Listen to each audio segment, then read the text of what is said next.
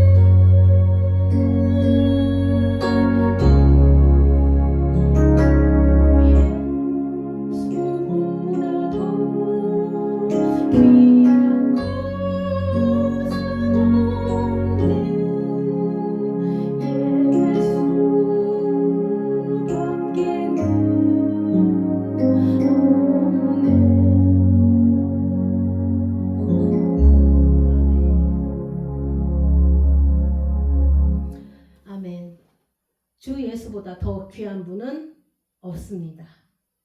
여러분도 같은 생각이시죠? 우리 이 찬양 부르면서 이 고백을 주님께 올려드린 겁니다. 우리 한번 주님께 박수, 영광의 박수 한번 올려드릴까요? 지난 시간까지 우리는 룻기를 마무리했습니다. 내가 하던 일을 멈추고 가만히 서서 하나님이 하시는 일을 볼 수 있는 우리 성도님들 되시기를 소망합니다. 자, 이제 오늘부터는 무슨 말씀이 선포될지 기대하고 계신가요? 기대하셔도 좋을 겁니다. 여러분, 우리가 성경을 특히 아가서 말씀을 자꾸 듣게 되면 하나님과의 관계가 좋아집니다.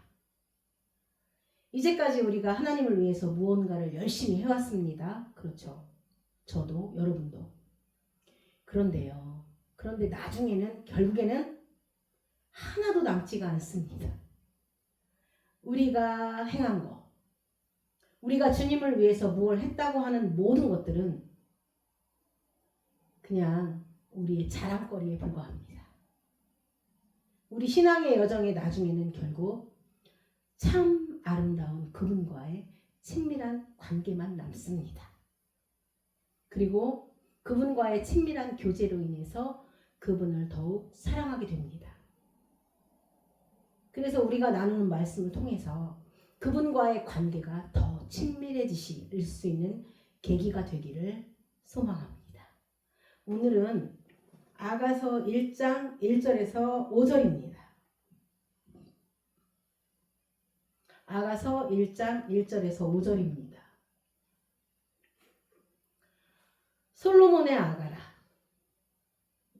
내게 입맞추기를 원하니 내 사랑이 포도주보다 나음이로우나. 내 기름이 향기로워 아름답고 내 이름이 쏟은 향기름 같으므로 처녀들이 너를 사랑하는구나. 왕이 나를 그의 방으로 이끌어 들이시니 너는 나를 인도하라. 우리가 너를 따라 달려가리라. 우리가 너로 말미암아 기뻐하며 즐거워하니 내 사랑이 포도주보다 더 진함이라. 처녀들이 너를 사랑함이 마땅하니라.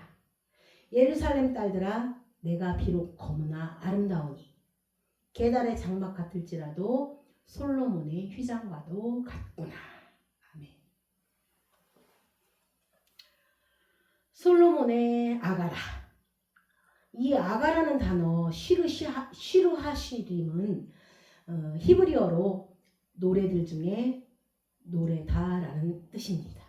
여러분, 우리가 호떡을 맛있게 먹으면 호떡 중에 호떡이라고 얘기합니다. 그러니까 지금 노래들 중에 노래다. 가장 아름다운 노래라는 겁니다. 여러분, 열왕기상 4장 32절에 보면 솔로몬은 잠언을 3000가지를 말하였고 그의 노래는 1005편이라고 기록이 되어 있습니다. 그렇게 많은 솔로몬의 노래 중에서 그 노래 중에서 노래를 지금 뽑은 겁니다. 그래서 아가서라고 우리가 이름을 붙인 겁니다. 먼저 2절을 보면 2절을 보세요. 2절을 보면 내게 입맞추기를 원하니. 이거는요, 술람미 여인이 솔로몬 왕과의 사랑, 그렇죠. 솔로몬이 술람미 여인을 생각하면서 쓴 겁니다. 술람미 여인이 그렇게 얘기한 거는 아닌데 솔로몬의 입장에서 술람미가 나를 사랑한다라는 걸 알고 술람미 여인이 이렇게 이야기하는 것을 쓴 겁니다. 그러니까 솔로몬의 입장에서 그 여인이 당신이 나에게 입맞추기를 원합니다 라고 쓴 겁니다. 또 여자의 입장에서 솔로몬 왕이여 내게 입맞추기를 원합니다. 당신의 사랑이 포도주보다 낫다라고 얘기하는 겁니다. 그러면 지금 여러분, 여기서 당신의 사랑이 포도주보다 낫다고 했는데 여러분, 포도주보다 좋은 게 뭔가요? 포도주보다 좋은 게 뭘까요? 그 대답이 성경에 나옵니다. 요한복음 2장 6절에서 10절입니다. 요한복음 2장 6절에서 10절입니다. 거기에 유대인의 정결 예식을 따라 두세 통 드는 돌 항아리 6이 놓였는지라. 예수께서 그들에게 이르시되 항아리에 물을 채우라 하신즉 아귀까지 채우니 이제는 떠서 연회장에게 갖다 주라 하심에 갖다 주었더니 연회장은 물로 된 포도주를 맛보고도 어디서 났는지 알지 못하되 물떠온 하인들은 알더라. 연회장이 신랑을 불러 말하되 사람마다 먼저 좋은 포도주를 내고 취한 후에 낮은 것을 내거늘 그대는 지금까지 좋은 포도주를 두었도다 하니라. 여러분, 여기에 좋은 포도주가 나옵니다. 여러분, 여인이 왕보고 나에게 입 맞추십시오. 입 맞추기를 원합니다. 왜요? 당신의 사랑이 포도주보다 더 좋습니다. 그런데 포도주보다 좋다 그러면서 사실은 더 좋은 포도주를 생각하는 겁니다. 더 나은 포도주. 여러분, 성경에서 먼저 된 자가 나중되고, 그렇죠, 그런 얘기가 있죠. 그 다음에 또 보면 야곱과 에서를 얘기할 때 큰 자가 작은 자를 섬기리라. 이거는 먼저 태어난 자를 얘기하는 겁니다. 큰 자가 작은 자를 섬긴다. 그게 다 똑같은 얘기입니다. 우리가 육신으로 육체의 생명으로 태어났다가 그리스도의 생명으로 거듭납니다. 육체의 생명으로 태어났다가 그리스도의 생명으로 다시 태어납니다. 그게 나중되었다는 겁니다. 그런데 나중된 생명을, 그렇죠, 그때부터는 먼저 태어난 우리 육체의 생명이 나중에 태어난 그 생명을 섬기는 자리로 가는 겁니다. 옛날에는, 이전에는 우리가 육체의 건강을 돌볼 때 육체를 위한 육체의 건강이었습니다. 그런데 언제부턴가 내가 건강해서 이 안에서 이제는 나를 주관하는 이가 더 이상 내가 아니요 내 안에 계신 그리스도다 이렇게 말하면서 그 그리스도의 뜻이 나를 통해서 드러나기를 소원하게 됩니다. 그래서 육이 영을 섬기는 위치로 가게 되는 겁니다. 같은 맥락입니다. 포도주가 있고 더 좋은 포도주가 있습니다. 그럼 여기서 보면 여러분, 돌 항아리가 별로 깨끗하지 않은 물입니다. 그 당시에는 샌들을 신고 다니기 때문에, 샌들을 신고 다니는 지역이기 때문에 늘 발에 먼지가 묻어 있습니다. 그래서 그 당시에는 결례법으로 어디 잔치집에 가나 남의 집에 가면 돌 항아리에서 물을 떠다가 하인들이 발을 씻어줍니다. 그런데 지금 손님들이 너무 많으니까 그 발 닦는 물이 비었을 거 아닌가요? 그래서 예수님께서 거기다가 물을 채우라고 하십니다. 그리고는 그 채운 물을 손님들한테 갖다 주고 연회장에 갖다 주라고 하십니다. 그리고 그게 포도주가 된 겁니다. 그런데 이 포도주를 마시고 나서는 아까 먹던 포도주보다 이 포도주가 더 좋다는 겁니다. 보통은 술을 줄 때 우리가 먼저 좋은 술을 주고 사람들이 취하면 그때부터는 질이 좀 떨어지는 걸 내놓기 마련입니다. 왜요? 취했으니까 좀 안 좋은 걸 갖다 줘도 이게 좋은 건지 나쁜 건지 모릅니다. 그런데 여기서는 지금 나중에 좋은 포도주가 나오니까, 보통은 그렇지 않은데 이렇게 좋은 포도주가 나오느냐, 더 나은 포도주가 나왔다는 겁니다. 여러분, 성경은 전부 그리스도를 향한 말씀입니다. 사실 더 나은 포도주는 그리스도를 얘기하는 건데, 그리스도가 우리 안에서 실체가 되는 일입니다. 그럼 실체라는 단어가 있다면 그것의 대조적인 단어는 표적입니다. 실체와 표적은 정반대예요. 그림자. 표적은 표적이 목적이 아니라 여러분, 실체를 가리키는 겁니다. 모든 게 그리스도를 가리키는 겁니다. 그동안에는 전부 다 그림자라는 겁니다. 우리 그 그림자를 한번 생각해 볼까요? 구약의 그림자가 무지 많죠. 제일 먼저 가죽옷. 우리에게 가죽옷을 입혀줍니다. 죄의 지점이라기보다는 사망의 지점에 다른 짐승의 사망이 오는 겁니다. 다른 짐승의 사망이 온 게 아니라 짐승이 사망함으로 그 안에 있는 생명이 우리에게 온 겁니다. 그게 가죽옷입니다. 여러분, 근데 그래서 그 가죽으로 결국 성막을 짓습니다. 맞죠? 그래서 그 성막은 그리스도를 말하는 겁니다. 그리스도가 가죽에 계시다가 이제는 성막 안에 계십니다. 그 다음에는 돌로 만든 성전으로 갑니다. 돌로 만든 성전도 전부 그리스도를 가리키는 겁니다. 그런데 또 돌로 만든 성전이 무너집니다. 예수님께서는 마태복음 24장을 통해서 이 돌로 된 성전이 무너진다고 예루살렘의 멸망과 함께 그것을 예언하십니다. 그리고 아주 비참하게 그 예루살렘이 멸망하면서 그들이 자부하던 그 헤롯이 지은 돌로 만든 성전이 다 무너집니다. 그 돌 위에 돌 하나 남지 않습니다.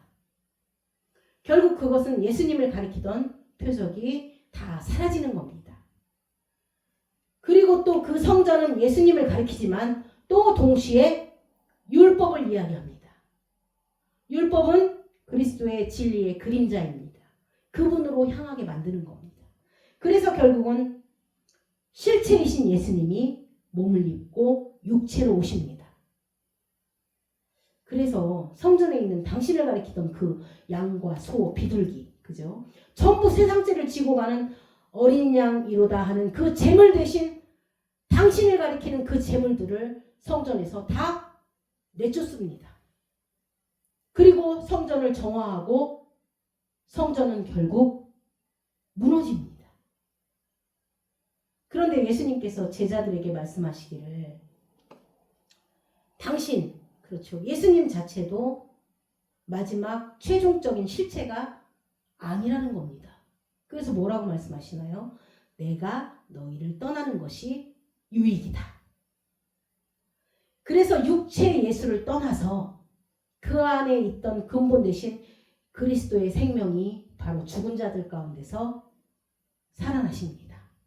여기서 이 죽은 자들이라는 게 굉장히 중요한 겁니다. 죽지 않은 자들한테는 여러분 그냥 지나갑니다. 오롯이 죽은 자들에게서 살아나십니다. 그래서 전부 다 죄와 직결되는 겁니다. 둘의 죽음입니다. 당신이 죽고 또 우리도 죽고. 그런데 당신의 죽음은 생명을 주기 위한 죽음이고 우리의 죽음은 참된 생명을 받기 위한 죽음입니다. 그래서 말씀은 끊임없이 실체이신 당신을 가리킵니다. 여기서도요, 그 물, 그 안에 뜨는 물은 예언약, 율법을 얘기합니다. 우리가 만든 그 돌에 새긴 법입니다. 그런데 그 법으로 말미암아 우리 존재가 다 죽습니다. 그리고 그 죽은 존재 안에서 그리스도의 생명이 들어갑니다. 그리스도의 생명은 오로지 죽은 자들 안에서 다시 살아납니다. 그래서 여러분 그 물에서 뜨는 겁니다. 똑같은 물이에요. 똑같은 물인데 죽어야 될 자들은 죽이고 흙은 흙으로 돌아가게 하고 그 다음에 그 물 안에 있는 원래 본질 참된 생명이신 그리스도의 생명이 그 죽은 자들의 지점에 찾아가서 새 생명이 되어 주십니다. 이게 부활의 생명입니다. 그 부활의 생명은 또 물에서 뜹니다. 우리가 이걸 세례라고 합니다. 물에서 죽고 물로 인해서 뜹니다. 먼저 물로 인해서 사망하고 물에서 뜨는 겁니다. 그래서 똑같은 물이 죽이기도 하고 살리기도 합니다. 옛날에 어디서 그런 일이 일어났는가요? 노아의 배입니다. 그리스도를 가리킨 그 배 안에서 우리가 연합이 되어서 새 생명이 되어지는 겁니다. 그분이 나의 생명이 되어주십니다. 배가요. 그래서 그 배 안에 들어간 우리는 그분과 하나의 생명이 됩니다. 부활한 생명입니다. 그래서 물은 똑같은 물인데 죽어야 될 사망에 처한 자들을 사망케 하고 그리스도와 함께 부활한 자들은 그 물 때문에 살게 됩니다. 그 물이 오히려 뜨게 하는 겁니다. 그 물이 죽게 하기도 하고 또 배에 있으면 물로 인해서 살게 됩니다. 그리스도가 함께 있으면 똑같은 일인데도 우리가 살게 되는 겁니다.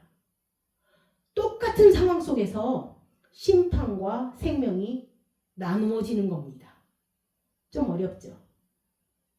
근데 자세히 들어보시면 이해가 가실 겁니다. 그러니까 이거는 바로 노아의 홍수를 그림으로 나타낸 겁니다. 그래서 물로 인해서 바로 그 죽을 자는 죽고 생명이 살아납니다. 그러면 좋은 포도주는 무엇인가요? 바로 그리스도의 생명으로 새롭게 태어난 새 생명입니다. 그게 실체입니다. 그러면 그리스도가 나에게 오셔서 나의 생명이 될 때 그제서야 그리스도가 그리스도의 일을 하신 겁니다.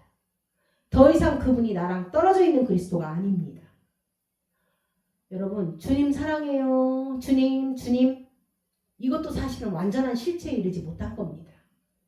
그분이 내 안에 오셔서 나의 생명 깊숙한 곳에 거하시고 내 생명이 되어주시고 나의 마음이 되시고 나의 입술이 되어주시고 나의 지혜가 되어주시고 그래서 그리스도는 하나님으로부터 나와서 내 안에 나의 거룩함과 의와 지혜와 구속함이 되셨다는 겁니다. 그래서 바로 이 포도주가 되는 것이 아까 말한 하나님의 사랑입니다. 그분이 우리를 사랑했다라는 게 바로 내 안에 오셔서 더 나은 포도주가 되시는 겁니다.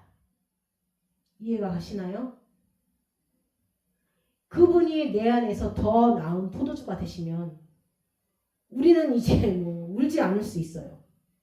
그리고 진짜 어떤 게 사랑인지 알게 되니까 우리가 겸손해질 수 있습니다.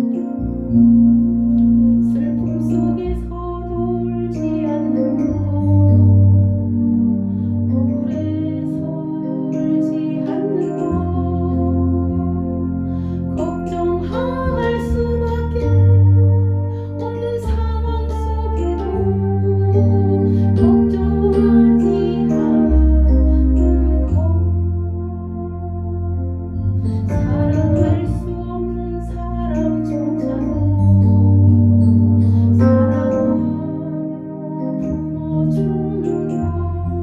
사랑할 수 없는 사람조차도 사랑하며 품어줄 수 있는 이유가 무엇인가요? 우리가 그 사랑 받았으니까요.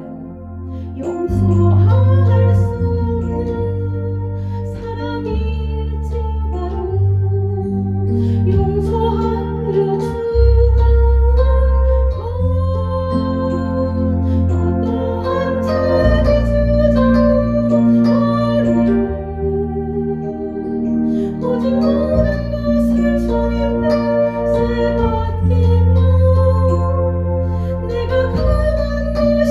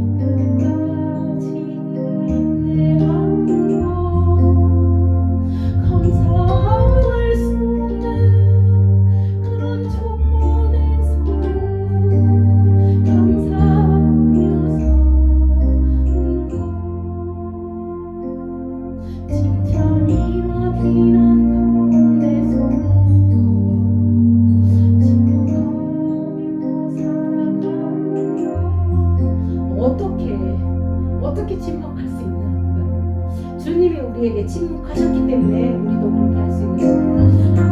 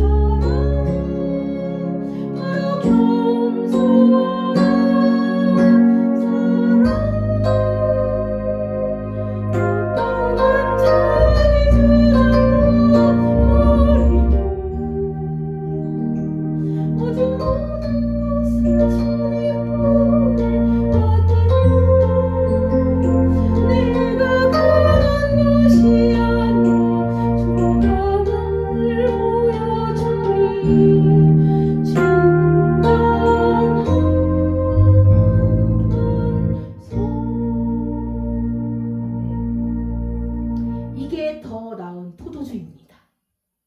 지금은 이해가 안 가실 텐데 말씀을 더 들어보시면 알 겁니다. 창세기 2장 3절입니다. 창세기 2장 3절입니다. 하나님이 그 일곱째 날을 복되게 하사 거룩하게 하셨으니 이는 하나님이 그 창조하시며 만드시던 모든 일을 마치시고 그날에 안식하셨음이니라. 여러분, 사람을 남자와 여자를 6일째에 만듭니다. 그렇죠? 그런데 만약에 하나님의 그 사랑이 거기까지 하고 중단이 된다면 이건 하나님의 사랑이라고 말할 수 없습니다. 왜냐하면요, 하나님의 우리를 향한 사랑은 하나님의 일을 끊임없이 중단하지 아니하셔서 저 7일째까지 와야 되는 겁니다. 하나님의 언약의 완성이 사랑입니다. 하나님의 당신의 언약은 전부 우리를 향한 사랑입니다. 그 일을 계속 하시는 겁니다. 우리를 창조해 둔 걸로 끝나지 아니하시고 계속 일을 하십니다. 그래서 하나님이 창조하시며 이걸로 끝나는 게 아니라 만드시는 겁니다. 이게 히브리어로 바라 하시고 아사 한다는 겁니다. 창조는 항상 그림자만 창조합니다. 그쵸? 형상. 그 다음에 본체를 완성하십니다. 계속 만드셔서 완성하는 그것이 사랑입니다. 그러면 그 사랑이 어디에 있는가요? 여러분, 제 7일이 되었을 때 결국 사랑입니다. 하나님의 사랑의 완성이 7일입니다. 참 내 사랑이 너무 좋구나. 그러면 7일이 되어야만 더 좋은 포도주가 되는 겁니다. 아까 두세 개 든 항아리가 6통 있었습니다. 6항아리였습니다. 그러니까 두세 통이 들어가는 항아리가 6개 놓여 있었습니다. 전부 다 하나님의 사역이 임할 곳인 거지 거기는 아직 완성된 데가 아닙니다. 그러면 7번째 항아리는 더 이상 보여지거나 만져지거나 그릇에 담을 필요가 없습니다. 그럼 어디 있는가요? 연회장에게 갖다 주네. 그래서 진짜 완성의 단계 7번째 항아리에 더 나은 포도주, 바로 하나님의 사랑의 완성은 우리 안에 거하게 되는 겁니다. 연회장에게 갖다 주매 하면서 그 안에 머무는 겁니다. 여기 오셔야지요. 여기 오셔서 나와 하나가 될 때 그게 하나님의 사랑의 완성이 되는 겁니다. 그걸 우리가 실체다. 또 다른 말로 영적인 의미에서 실제하신다. 내 안에 존재하신다라고 하는 겁니다. 그래서 더 이상 우리가 이제는 나타나는 하나님을 기다리는 것은 아직도 육에 머무르는 겁니다. 그래서 그 얘기하면 여러분 666이 되는 겁니다. 표적에 머무르고 있으면 666이 되는 겁니다. 베리칩이 아니라는 겁니다. 우리는 그것이 완성으로 가게끔 가야 하는 겁니다. 그러니까 사단은 우리로 계속 그림자 신앙에 머물게 하는 겁니다. 가인의 표적이요. 다 표적 신앙에 머물게 되는 겁니다. 그런데 보세요. 그런데 보라. 시온산에 14만 4천이 있었는데 그들도 이마에 있습니다. 그 이마의 이름은 여러분 문신으로 새긴 게 아니라 그들의 지혜가 되어주시고 그들의 능력이 되어주시고 은사가 되어주시고 그들의 온 마음과 몸에 그분의 생명이 자리를 잡을 때 7일이 이루어지는 겁니다. 그리고 하나님의 입장에서 완성하시고 안식하시는 겁니다. 그래서 이제는 존재하시는 하나님이 되시고 존재하는 그리스도가 되어야지 기다렸다가 다시 나타나서 다시 만나고 하는 게 아닙니다. 그러니까 여러분 엠마오 제자들을 통해서 그걸 미리 보여주시는 겁니다. 잘 들으세요. 부활하신 그리스도가 예수님께서 엠마오로 가는 제자들에게 자신을 나타내십니다. 현현하시는 겁니다. 나타나십니다. 나타나서 같이 이야기도 하고 보여주십니다. 그런데 그들이 깨달았습니다. 그럼 깨달았다는 것은 그리스도가 그들 안에 지혜가 되어주시는 걸 예표하는 겁니다. 그분이 길에서 우리에게 성경을 풀어주실 때 그러니까 말씀이신 그분이 우리 안에서 지혜가 되어주시고 생명이 되실 때 그분이 그리스도인지 예수님인지를 알아보게 되었습니다. 그런데요. 그들이 알아보는 순간에 안 보입니다. 왜요? 왜 안 보일까요? 이제는 참된 진리의 진정한 존재 상태로 들어가시는 겁니다. 그분이 보여서 계신 것도 아니고 만져져서 계신 것도 아니라 원래 자신의 진리로 돌아가실 때 내 안에 진리의 영으로 계실 때 나의 생명이 되어주실 때 내 안에서 의와 거룩함과 구속함과 지혜가 되어주실 때 그분은 내 안에서 7일이라는 안식을 우리한테 허락해 주시는 겁니다. 그럼 그 사람의 상태는 그때 새 땅이 되는 거고 새 땅에 계신 그 세상은 새 하늘이 되는 겁니다. 더 이상 표적의 상태가 아닙니다. 더 이상 하얀 옷 입고 나타나는 게 아닙니다. 성경은 전부 지혜와 계시의 언어지 그것이 문자 해독하는 게 아닙니다. 만약에 문자 해독이라면 여러분 그냥 국정원에서 하면 됩니다. 참 바보 같은 얘기들을 하는 겁니다. 하나님께서 우리에게 지혜가 되어주시고 당신을 드러내 주실 때 지혜와 계시의 언어가 될 때 그 언어 자체가 말씀이고 그분이 그리스도이심을 알게 되는 겁니다. 아니 하나님이 어떻게 당신의 귀한 백성들을 핵폭탄으로 3분의 1을 다 죽이겠는가요? 그렇다면 하나님은 사상 최대의 재앙을 만드시게 됩니다. 그러니까 이제는 더욱더 진리의 차원으로 넘어가야 합니다. 우리가 생각하는 시간과 공간 안에서 그분을 판단하지 말고요. 이제 그분의 시간 안에서 그분의 뜻 안에서 우리한테 오셔야 되는 겁니다. 그분은 끊임없이 우리에게 강림하시는 분입니다. 강림. 우리가 다시 올 거라고 생각하니까 재림이라고 번역을 한 거지. 이제 그 단어는 우리에게 찾아오시는 겁니다. 여러분 내가 갈 수도 없습니다. 그래서 그 시제도 미완료입니다. 어떤 특정한 시대의 사건이 아니라 각 세대에서 끊임없이 그 7일이 되어주시기 위해서 계속 오시는 겁니다. 그러니까 우리가 아직 육으로 주님을 기다리고 있는 겁니다. 여러분 그러면 기독교의 본질이 사라집니다. 진리 안에서의 자유, 성령 안에서 의와 희락과 평강은 다 사라지고 또 그리스도가 내 안에서 계속 장성하는 분량은 사라지고 맨날 종말 하다가 종말 같은 삶을 사는 겁니다. 여러분 주님밖에 없습니다. 내 힘으로 아등바등 자꾸 힘쓰고 애쓰면 안 됩니다. 경험한 사람은 알 텐데 내 힘으로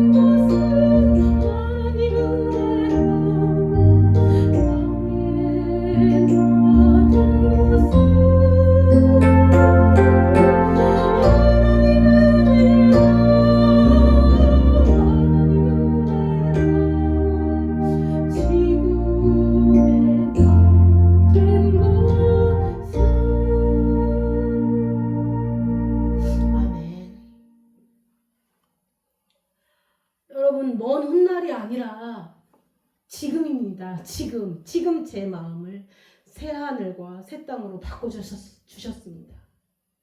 저도 100% 아니 만 프로 공감하면서 지금 살아가고 있습니다. 주님이 이렇게 바꿔주시지 않았으면 저도 지금 평강할 건덕지가 없습니다. 저한테 세상 사람들이 보는 눈으로는 제가 평강할 건덕지가 없어요. 그런데 없음에도 불구하고 제가 평강할 수 있는 것은 하나님이 지금 현재 저를 새 하늘과 새 땅으로 만들어주셨기 때문입니다. 우리 여러분 요한복음 4장 16절에서 18절을 보시겠습니다. 요한복음 4장 16절에서 18절입니다. 예수님이 수가성 여인과 이야기하는 장면입니다. 그런데 예수님께서 왜 뜬금없이 남편 얘기를 했는가요? 여러분, 성경은 전부 결혼에 대한 이야기입니다. 이 아가서도 결국은 남녀의 사랑이고 남녀의 연합입니다. 궁극적으로 그리스도가 우리의 남편이 되는 겁니다. 수가성 여인을 만나서 갑자기 대화 도중에 예수님께서 남편 얘기를 하시는 겁니다. 지금 16절 보실까요? 이르시되 가서 네 남편을 불러오라. 여자가 대답하여 이르되 나는 남편이 없나이다. 예수께서 이르시되 내가 남편이 없다는 말이 옳도다.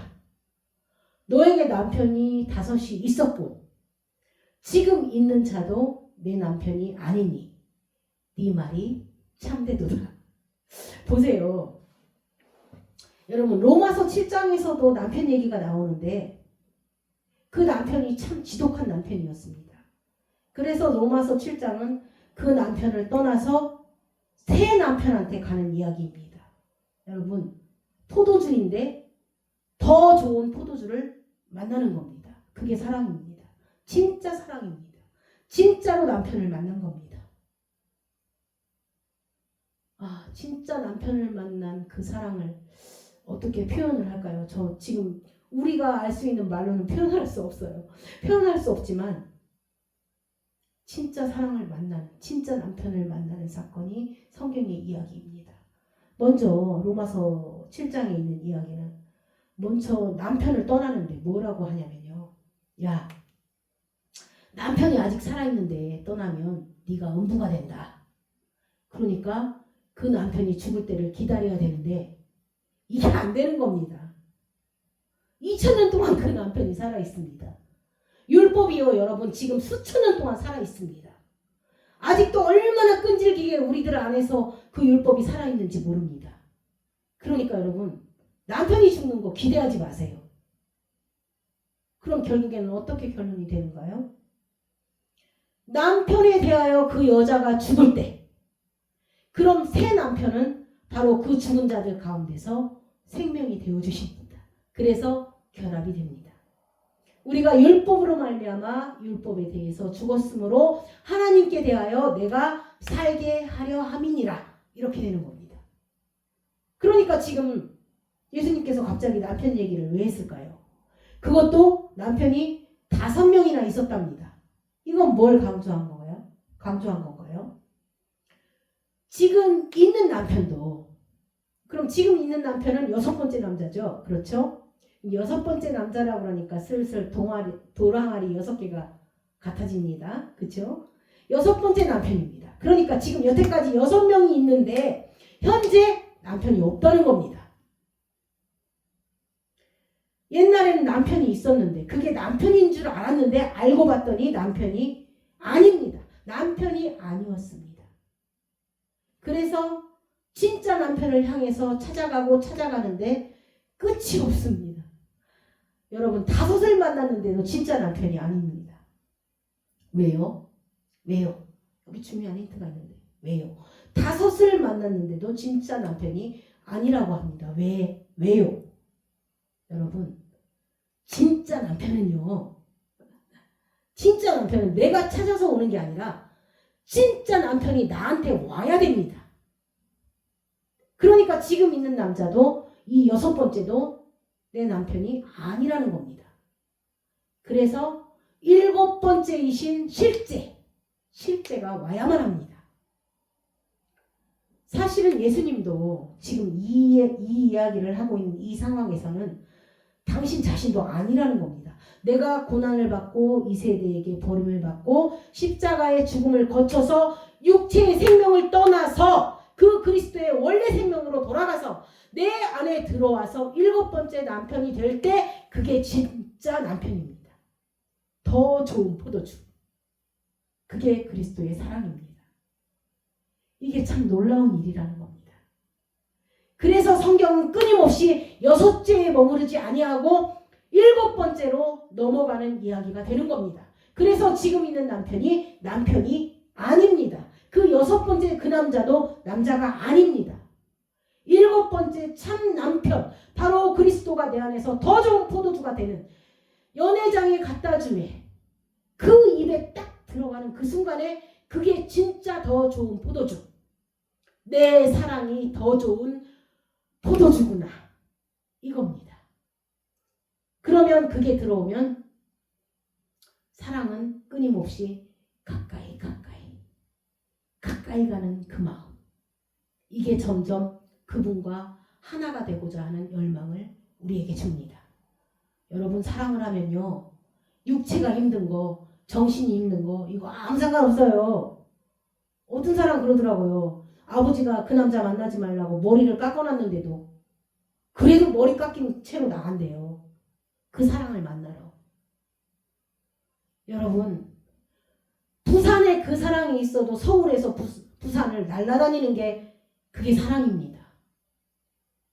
그 사랑은 끊임없이 진짜 가까이 가는 그 마음을 우리에게 줍니다. 여러분 우리가 평생을 살면서 하나님을 위해서 살았다고 했던 그 모든 것들은 다 부질없습니다. 그럼 뭐만 남는가요? 하나님과 나와의 거리가 무엇인가? 그분과 나의 거리가 제로가 될 때까지 우리는 끊임없이 열망하게 되어 있습니다. 그분과 하나가 될 때까지 그분을 사랑하고 우리 안에 일어나는 모든 갈등과 번뇌와 고민과 모든 것들이 다 우리를 어디를 향하게 하느냐? 바로 그분과 내가 하나로 만드는 대로 향하게 합니다. 여러분 남녀가 사랑해 보셨는가요? 그 사랑을 느끼는 그 순간부터 그분과 그 사람과 하나가 되는 대로 모든 정신이 향하게 됩니다. 내가 만신창이가 되는 거 이런 것도 아무 상관없어요. 내가 찢겨지고 내가 가난해지고 그것도 상관없어요. 그냥 오로지 그 사람과 함께만 있으면 좋은 겁니다. 그게 사랑입니다. 여러분 그런 사랑 해보셨나요? 전 해봤는데 사람들 눈에는 저게 손해보는 것 같고 좀 병신짓 하는 것 같아 보이지만 그 마음에 오는 그 사랑의 기쁨은 누구도 짐작할 수 없습니다. 여러분 나중에 보면 그분의 생명이 그 내 사랑의 대상인 그분의 생명이 나를 움직이는 걸 내가 볼 때마다 그분이 내 안에서 나의 지혜와 계시와 그렇죠. 그게 내 안에서 의로움과 구속함과 거룩함이 되시는 걸 알게 됩니다. 근데 이 여자가 물 항아리에서 떠온 이 포도주가 진짜 좋은 포도주라는 거를 언제 알았는가요? 언제 알았어요? 진짜 더 좋은 포도주를 먹고 나서야 알게 됩니다. 그쵸? 먹어야지요. 그 포도주를 마신 다음에야 이게 좋은 포도주라는 걸 알게 됩니다. 이 여인이 내 사랑이 진짜 좋은 포도주구나라고 얘기할 수 있는 것은 지금 그렇게 고백을 했잖아요. 그쵸? 내 사랑이 진짜 좋은 포도주구나. 그런데 그렇게 얘기할 수 있는 것은 진짜 좋은 포도주가 자기 안에 와서 자기가 자기와 하나가 되었을 때에야 깨닫게 되는 겁니다. 그러니까 우리가 영적인 실제를 우리가 보고 알 수 있는 것, 이것이 진리다라고 알 수 있는 것은 내 단계가 진리 안에 와 있을 때 그 진리를 알게 되는 겁니다. 그게 이 일이 내 안에서 이루어지니까 그때서야 알게 되는 겁니다. 여러분, 성경은 복음서에 나오는 많은 사람들이 아주 희한하고 다양한 삶을 살았던 사람들입니다. 다양한 삶을, 그렇죠, 사람들 속에서 정답이 툭툭 튀어나오는 이야기들로 전부 다 구성이 되어 있습니다. 저 사람들이 언제 저런 이야기를 배웠을까요? 그렇죠? 언제 배웠을까요? 그런데요, 공통적으로 그 이야기를 할 수 있도록 한 것은 네가 아니라 네 안에 계신 하나님이시다라는 얘기를 기본적으로 깔고 하는 이야기들입니다. 그러면 세례 요한이 보라.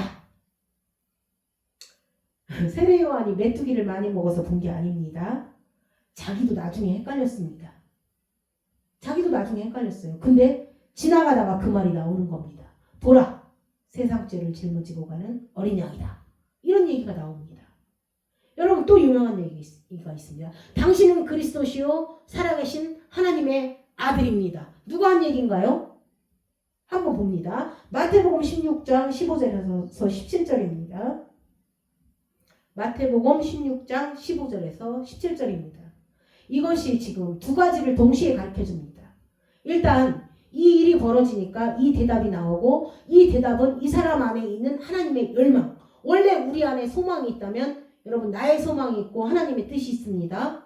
그런데 미숙한 사람은 나의 소망을 구하다가 점점 성숙해지면서 하나님의 뜻이 나의 소망이 됩니다.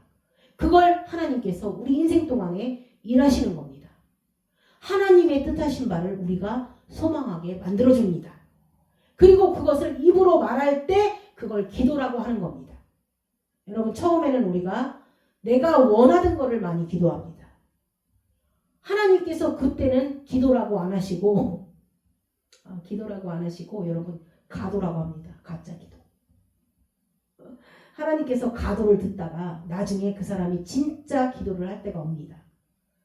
하나님 안 들어주시고 침묵하시고 오히려 그 기도에 대하여 거꾸로 반대로 일이 일어나고 환난과 능욕을 당하면서 점점 하나님의 길들여주심 속에서 내가 하나님의 뜻을 구하고 하나님의 뜻이 레마로 나오게 됩니다. 그러니까 보세요. 15절 16절입니다. 가라사대 너희는 나를 누구라 하느냐? 시몬 베드로가 대답하여 가로되 주는 그리스도시요 살아계신 하나님의 아들이시니이다. 여러분, 이거는 진짜 베드로 자기가 한 얘기가 아닙니다. 그런데 말이 헛나오는데도 그게 복음일 때가 있습니다. 여러분, 내 안에서 그분이 말씀하시는 겁니다. 자기가 말하는 게 아니라 그 안에서 아버지께서 일을 하신 경우가 많습니다. 그 다음 17절 볼까요? 17절에 보면 예수께서 대답하여 가라사대 바요나 시몬아 내가 복이 있도다. 이를 내게 알게 한 이는 혈육이 아니요 하늘에 계신 내 아버지시니라.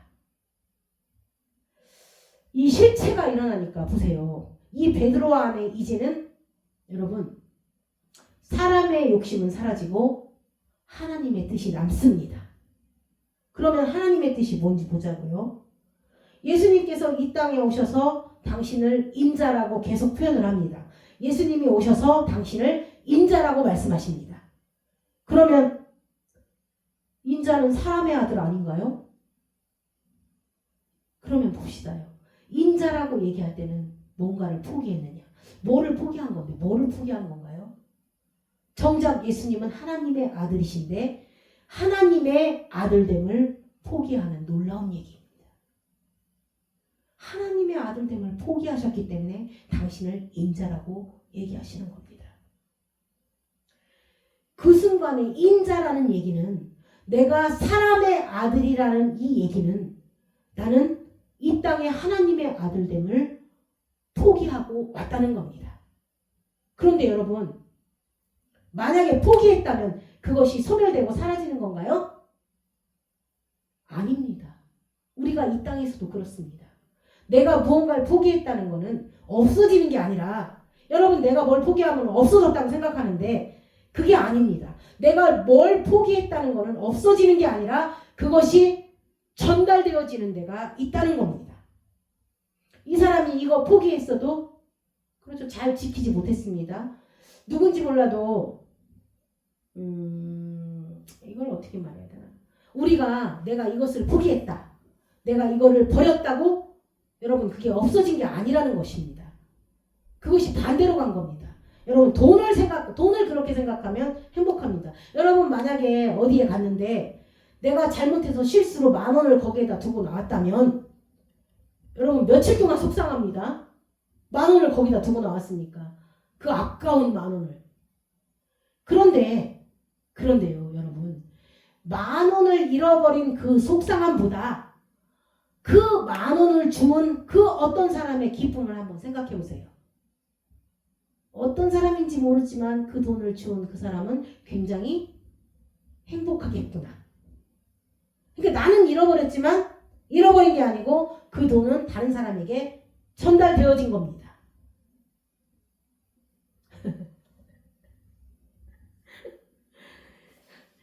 그러니까 예수님은 하나님 아들이신데 그 예수님이 본인을 인자라고 얘기할 때는 하나님의 아들됨을 버리고 오신 겁니다. 그런데 여러분 그분이 버렸다고 없어진 게 아니라 그 하나님의 아들됨이 누구에게서 되어지는 거예요? 그야말로 인자들, 그야말로 사람들이 하나님의 아들됨에 동참케 하기 위하여 자기는 인자로 이 땅에 오신 겁니다. 그러면 당신은 하나님의 아들입니다라고 고백할 때 그 안에 무슨 뜻이 있느냐? 나는 곧 하나님의 아들에 속할 겁니다. 여러분 나는 곧 하나님의 아들됨에 참여할 겁니다. 나는 곧 하나님의 아들이 될 것입니다. 당신이 인자로 오신 덕분에 나는 하나님의 아들이 되는 겁니다. 이해 가세요? 당신이 그리스도 되심이 곧 내 안에 내 생명이 되어주실 것입니다. 내가 당신이 그리스도라고 고백하는 것, 바로 그것이 내가 그리스도의 생명 안에 동참되는 것이고 그 그리스도가 내 안에 오셔서 바로 나의 새로운 생명의 정체성이 되어줄 것이라는 하나님의 뜻이 내 입술을 통해서 나오는 겁니다. 놀라운 일이 일어나는 겁니다. 어떤 일이요? 그분이 내 안에 오셔서 좋은 포도주가 되시고 그분의 사랑이 지극해진 것이 내 안에서 실제적으로 일어나는 그 순간에 우리는 놀라운 마음의 열망, 곧 그리스도와 하나가 되는 열망, 모든 방향성이 그분과 하나가 되는 그게 우리와 그리스도와의 하나님이 원하시는 관계입니다. 여러분, 친하다라는 것은 훌륭하다라는 단어와 다른 겁니다. 여러분 잘 보라고요. 훌륭한 사람과 친한 거 아닙니다. 여러분이 친한 사람들은 그 사람 됨됨이가 다 다릅니다. 좀 못된 사람, 좀 부족한 사람, 여러 사람들이 있는데 여러분 그 사람들과 친합니다. 사랑하기 때문입니다. 그렇지만 또 내가 사랑한다는 것이 훌륭하기 때문이 아닙니다. 그냥 뭔지 몰라도 그냥 서로 뭔지 모르게 가까워지게 된 사람들입니다. 하나님께서 우리가 훌륭하기를 원하는가요? 물론 훌륭하면 좋습니다. 그러나 하나님은 뭐를 원하시는가요? 하나님을 향해서 하나가 되기를 열망하는, 비록 부족한 사람일지라도 하나가 되고자 하는 사람. 오늘 도저히 여러분 하나님의 성품이 나를 통해서 나타나지 않았습니다. 그럼에도 불구하고 나를 떠나지 마옵소서. 나에게서 멀리하지 마옵소서. 우리는 늘 그분과 하나가 되려고 합니다. 우리가 부족해도 그분의 사랑을 깨닫고 나니까 늘 그분과 하나 되길 원하는 겁니다. 우리는 관계로 들어가는 겁니다. 하나님은 항상 네가 얼마나 훌륭하게 사느냐 하는 것보다 어디를 바라보고 계신가요? 그렇죠. 어제는 굉장히 부족한 사람으로 하나님을 바라보고 또 오늘은 굉장히 몸이 지쳐서 피곤한 상태에서 하나님을 바라보고 또 내일은 뜻하지 않은 병에 걸려서 나로서는 이 병을 이겨낼 수 없어서 나를 좀 구원해 주시고 나를 좀 고쳐달라고 하면서 하나님을 바라보는 겁니다. 그 아픈 사람과의 교제, 그 자기의 부족을 자각하는 사람과의 교제, 자기 안에서 죄성을 발견한 사람들과의 교제. 오늘도 하나님의 성품보다는 그렇죠. 우리의 육이 뛰쳐나와서 막 길게 날뛰고 있지만 그래도 내가 혼자 있을 때 은밀한 곳에 계신 하나님과의 교제. 여러분, 은밀하다는 것은 바로 나와 연합이 되어 있다는 겁니다. 그것이 그분의 뜻입니다. 3절입니다. 본문 3절이요. 지나간 많은 영적 지도자들이나 영성가들이 이 아가서에 대해서 강해를 하거나 묵상을 하고 하다가 하나님과 관계가 하나님과 완전히 연합이 되었습니다. 여러분도 기대하셔도 됩니다. 아가서를 대하면서 여러분들도 주님과의 관계를 생각하면서 굉장히 놀라운 축복이 있을 겁니다. 3절 볼까요? 내 기름이 향기로워 아름답고 내 이름이 쏟은 향기름 같으므로 처녀들이 너를 사랑하는구나. 여러분, 이제는 사랑의 방향이 제대로 잡혔습니다. 우리가 사랑하는 것은 누구 때문에? 누구 때문에요? 당신의 어떠함 때문입니다. 그분의 어떠함이 나에게 부음바 되는 겁니다. 그러니까 우리가 누구를 사랑한다는 것은 하나님의 사랑이 내 안에 넘치니까 사랑하는 겁니다. 내 안에 그 사랑이 넘칠 때 그 사랑이 먼저 나를 살리고 이 넘친 사랑으로 그 결과로 현재 내가 형제를 사랑하는 겁니다. 여러분, 받은 사랑으로 사랑하는 겁니다. 지금 이 처녀들도 받은 사랑이 얼마나 아름다운지요. 기름이 향기롭고 그리고 뭔가요? 여러분, 기름이 쏟아 부으려면 먼저 옥합이 깨어져야 하는 겁니다. 우리 누가복음 17장 24절에서 25절을 보겠습니다. 여기에 기록이 되어 있습니다. 누가복음 17장 24절에서 25절입니다.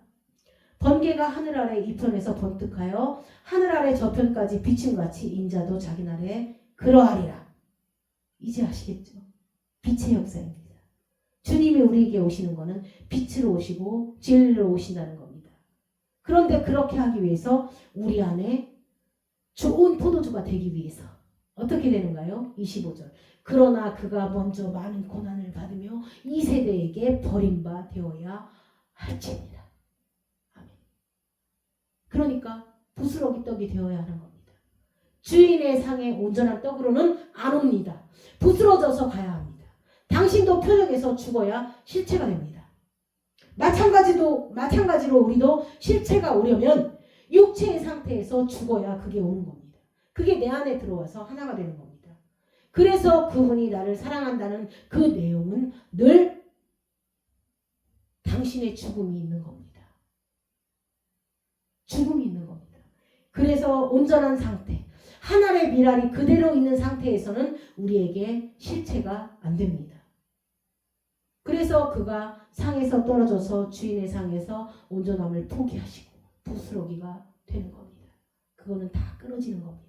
부서지고 쏟아지고 깨어지고 해서 개라고 여겨지는 우리 같은 이방인들에게 당신의 생명을 부어주시는 겁니다. 그게 사랑입니다.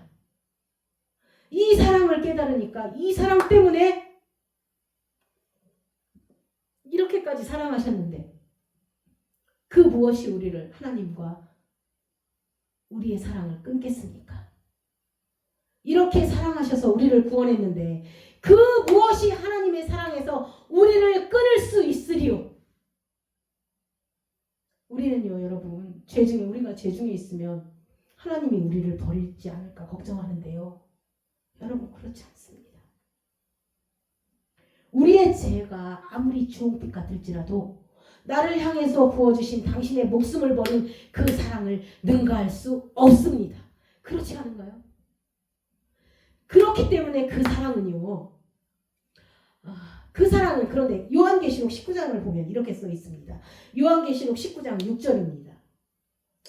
또 내가 들으니 허다한 무리의 음성도 같고 많은 물소리도 같고 큰 뇌성도 같아서 가로되 할렐루야 주 우리 하나님 곧 전능하신 이가 통치하시도다.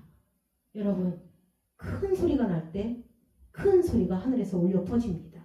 그때 여러분, 큰 소리가 날 때 하늘에서 큰 소리가 날 때 그때 본인이 잘하고 있으면 기분 좋습니다.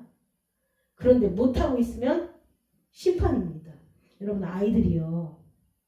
엄마가 시키지도 않은 청소를 하고 있는데 엄마가 나갔다가 갑자기 들어오면 그 엄마가 들어오는 소리가 그 소리가 얼마나 좋은지 모릅니다.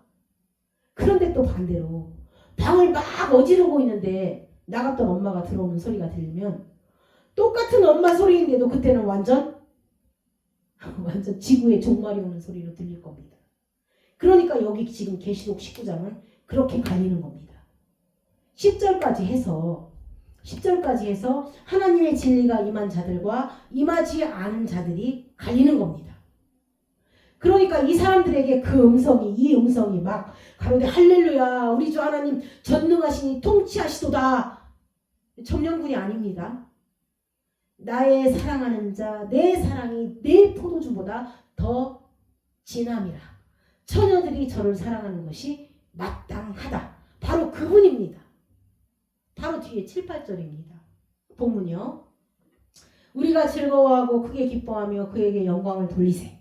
어린 양의 혼인 계약이 이르렀고 그의 아내가 자신을 준비하였으므로 그에게 빛나고 깨끗한 세마포 옷을 입도록 허락하셨으니 이 세마포 옷은 성도들의 옳은 행실이로다 하더라. 그런데 여기 옳은 행실이 아닙니다, 여러분. 그래서 이게 문제라는 겁니다. 지금 옳은 행실 이렇게 번역을 했습니다. 여러분 그만큼 율법이 질긴 겁니다. 나중에 세마포 옷을 입고 이게 우리의 옳은 행실이라고 합니다. 이거 여러분 정반대로 번역을 했습니다. 이 디카이오마라는 이 헬라어가 디카오라는 단어에서 파생된 건데 그 단어는 의라는 뜻입니다. 여러분 성경에서 그 의는 뭔가요? 그리스도를 얘기하는 겁니다. 그러니까 이 세마포는 성도들의 옳은 행실이 아니라 성도들 안에 계신 의가 되시는 그리스도입니다. 정반대입니다. 우리가 나의 선한 행실로 사는 것이 아니라 그리스도 때문에 세마포를 입고 있는 겁니다. 그분이 바로 나의 세마포이기 때문입니다. 우리 아가서 1장 4절을 보실까요? 왕이 나를 그의 방으로 이끌어 들이시니 너는 나를 인도하라. 우리가 너를 따라 달려가리라. 우리가 너로 말미암아 기뻐하며 즐거워하니 내 사랑이 포도주보다 더 진함이라. 처녀들이 너를 사랑함이 마땅하니라. 여기서 여러분 왕과 너가 같은 인물입니다. 그런데 갑자기 왕이라고 했다가 갑자기 너가 됩니다. 왕이었다가 왕의 방으로 들어가면 너가 되는 겁니다. 이제 아시겠는가요? 그전에는 우리에게 하나님이 그냥 왕일 뿐입니다. 왕 대신이가. 그런데 그분이 은밀한 내 안에서 하나가 되어버리면 왕이 아니라 그때부터는 자기가 되는 겁니다. 그리고 또 나를 인도하는데 여기 나를 인도한다고 되는데 왜 우리가 들어가는가요? 한번 의심해 보셨는가요? 나를 인도하는데 왜 우리가 들어간다고 성경에 표현을 했는가요? 이것도 굉장히 중요한 겁니다. 여러분 처음에는 하나님과 나와의 관계로 시작을 합니다. 저도 그분과의 사랑을 그렇게 시작했습니다. 그분과 나. 그런데 하나님과 나의 관계가 하나가 되어지면 나로 인하여 또 다른 나라고 부를 수 있는 사람들이 나로 인하여 따로 형성이 됩니다. 저는 그거를 사역이라고 생각합니다만 내가 하나님과 늘 친밀하다는 것은 여러분 은밀함이라는 뜻입니다. 그분과의 은밀함을 자꾸 누리다 보면 여러분 그분과 내가 하나가 되어집니다. 하나, 자기. 나의 자기로 인해서 내가 있는 그곳에, 내가 있는 곳에 우리도 함께 자기라고 부를 수 있는 사람들이 형성이 되는 게 그게 사역입니다. 그래서 5절로 넘어갑니다. 예루살렘 딸들아 내가 비록 거무나 아름다우니 계달의 장막 같을지라도 솔로몬의 휘장과도 같구나. 이게 굉장히 놀라운 구절입니다. 여러분 우리 생각에 그 야곱이 있습니다. 야곱. 그런데 야곱에 대해서 하나님께서도 굉장히 칭찬을 많이 합니다. 그런데 생각해 보세요. 야곱의 상태에 있을 때는 야곱은 굉장히 패역했습니다. 하나님께도 불순종했습니다. 또 자기께로 살았습니다. 그리고 자기 주변의 사람들에게도 굉장히 힘들게 했습니다. 야곱은 그랬습니다. 그렇죠? 그런데 그럼에도 불구하고 하나님이 야곱을 얼마나 사랑하는지가 많은 성경 구절구절에 써 있어요. 야곱을 혼냈다는 얘기도 별로 없습니다. 여러분, 오히려 베드로는 혼이 많이 났습니다. 정답을 주고 나서도 베드로는 혼납니다. 그런데 성경에서 하나님께서 야곱을 그렇게도 칭찬을 합니다. 우리가 볼 때는 아닌데 도대체 그 기준이 무엇일까 생각을 합니다. 여러분, 그런데 그게 구원입니다.